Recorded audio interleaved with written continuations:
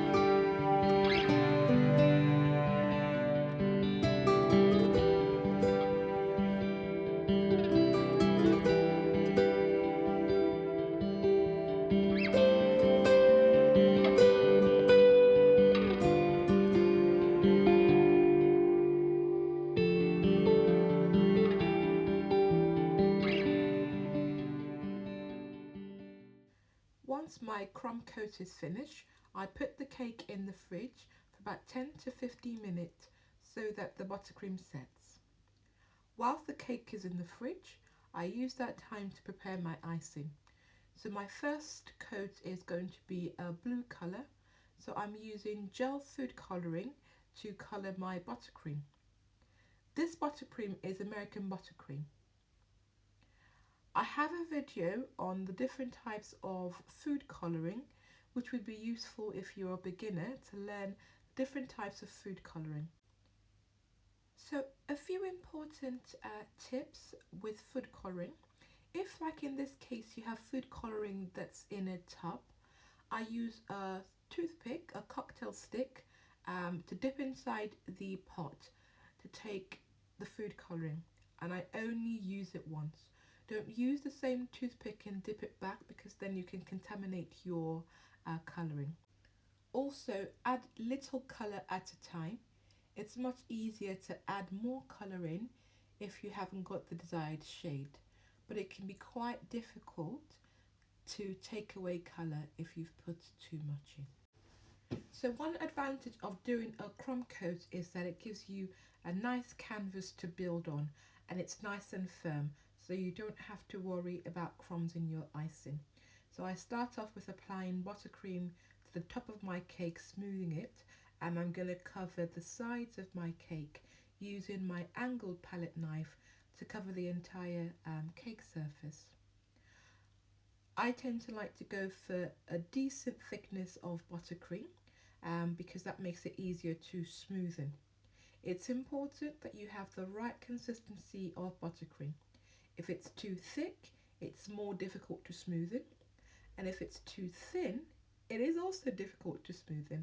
I often say it's better to start off too thick, because then you can easily add some liquid like milk or double cream to thin your buttercream. If you're not sure what tools that you need to make life easy when you're decorating with buttercream, have a look on my videos on the essential tools you need for buttercream decorating. The link should show up at the top of your screen. So hopefully you're finding this tutorial useful. If you are, please hit the like button. If you've got any questions, you can drop them in the comment section and I will answer your comments. And don't forget to subscribe to the DrMummyCakes channel, and also click the notification button. That way, as soon as I put up the weekly videos, you'll be the first to know.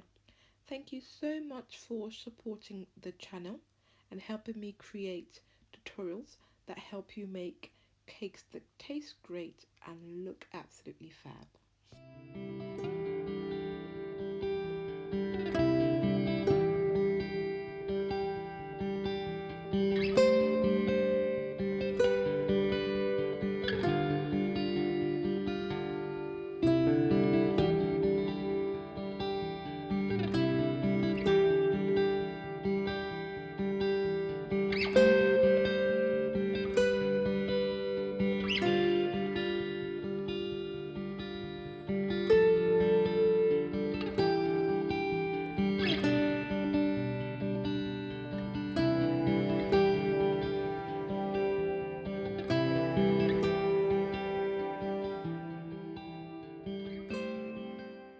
Once the whole cake has been covered with buttercream, take your buttercream smoother and smoothen your buttercream.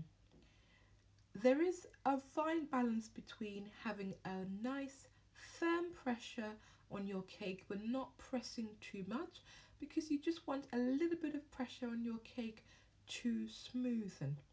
I do have a video where I show you my technique of how I use my buttercream smoother to smoothen my cake. Look at your cake, you'll find that you'll have some patches, some areas that you're not too happy with. Add layers of buttercream to fill in those patches and then smooth. And repeat this process until you're happy with your finish. Again, I would encourage you to have a look at the video on how to smoothen your buttercream using your buttercream smoother. The link for this video is showing at the top of your screen now.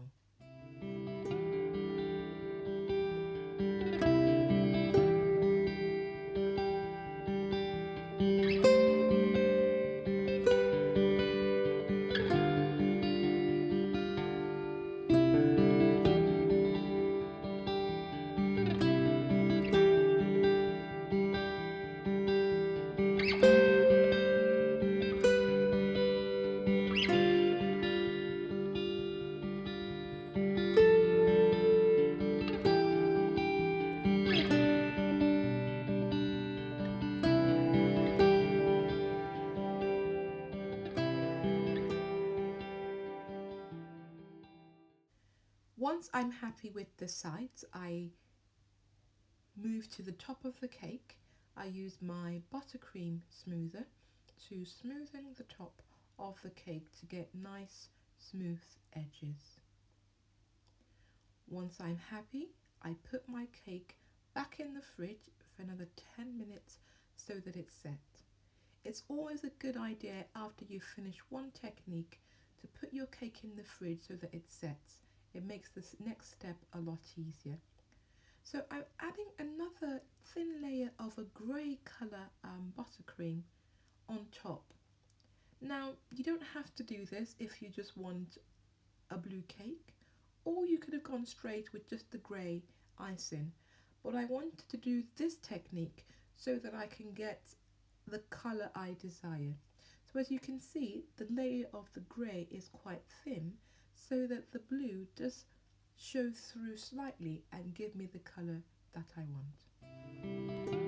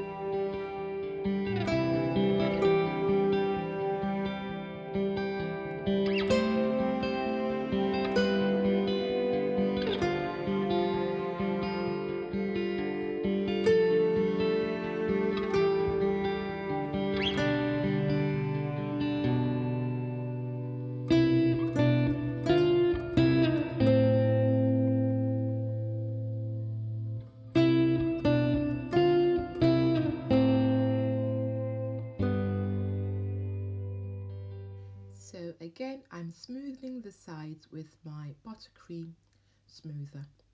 You'll notice that I leave a slight edge at the top, and this is deliberate, and you'll see why as we go along.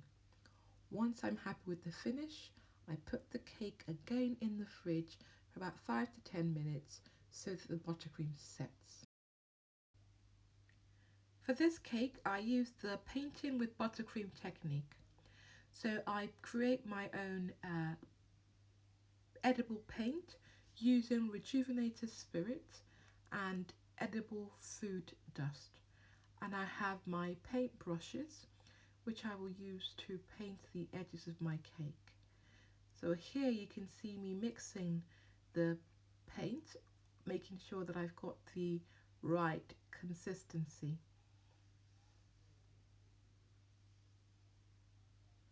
So my cake has been in the fridge for about 10 minutes and it's nice and set, and I'm just going to gently paint the top of my cake. So remember I said I left a raised lip on my cake, and that's deliberate because I wanted to paint the top of my cake. Again, you'll notice that my buttercream is now quite firm, so that makes painting a lot easier. If you find when you start painting that your buttercream is soft and starts to smudge, don't worry, just put it back in the fridge for a little bit until your buttercream has set. So here you can see I'm just gently painting the top of my buttercream. Start off with one coat, let that dry. It will take a couple of minutes to dry, and then you can build on and add a further coat.